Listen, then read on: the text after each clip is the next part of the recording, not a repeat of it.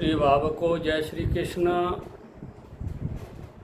आज मैं आपको ऐसे प्रसंग की तरफ ले चल रहा हूँ जिसमें हम किसी जाति वाले को हेय दृष्टि से देखते हैं, किसी को अच्छी दृष्टि से देखते हैं। इसका मतलब ये नहीं है कि जाति कोई भी हो, आपका कर्म कैसा है उससे उसकी पहचान होती है और उसी के अनुसार उसको फल मिलता है। एक भील राजा बना, उसके बारे में बता रहा हूँ।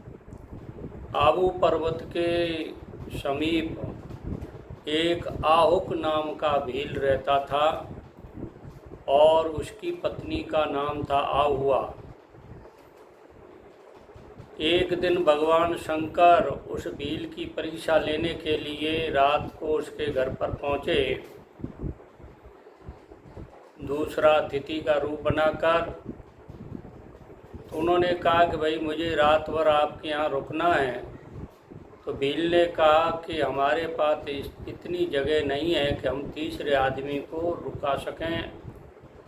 मैं और मेरी पत्नी हमारे घर में बड़ी मुश्किल से रहते हैं।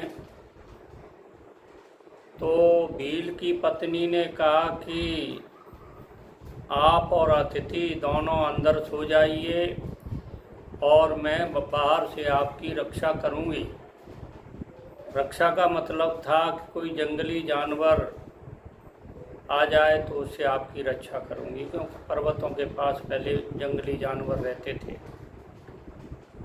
तो भील ने कहा कि ये कोमल शरीर वाली है, ताकत इतनी है नहीं इसके अंदर, और कोई जानवर आएगा तो ये उसे लड़ नहीं पाएगी।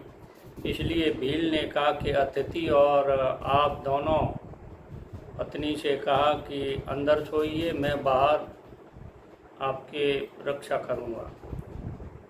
तो रात में एक शेर आया और भील को खा गया।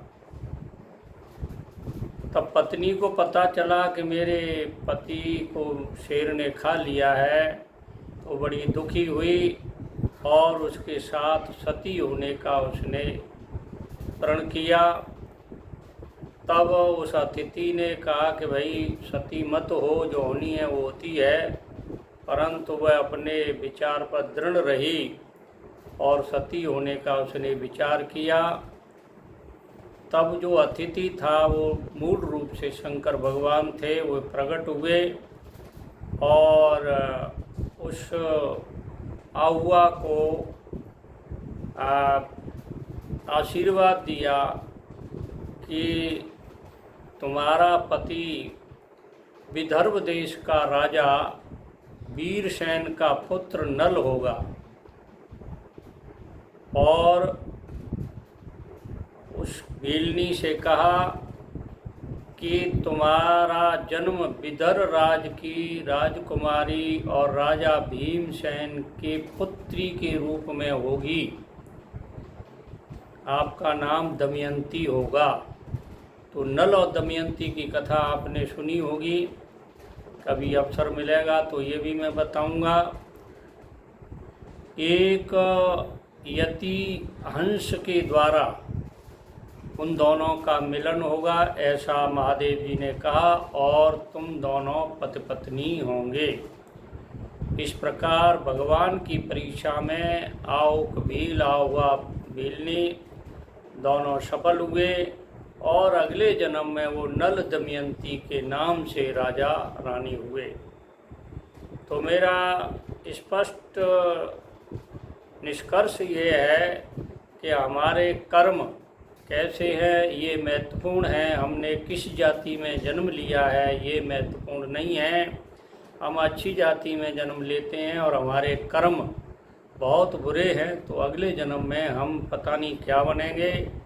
और अगर हमारी जाति कोई भी हो, हमारे अच्छे कर्म हैं तो हमारा जन्म उच्च कुल का या उच्च पद का हो सकता है। मेरा यही निवेदन है कि अपने कर्म को सुधारें ताकि आपको अच्छा जन्म मिल सके। हमारे ये बात अच्छी लगी हो तो हमारे चैनल को सब्सक्राइब करें, लाइक करें, शेयर करें। जय श्री कृष्ण।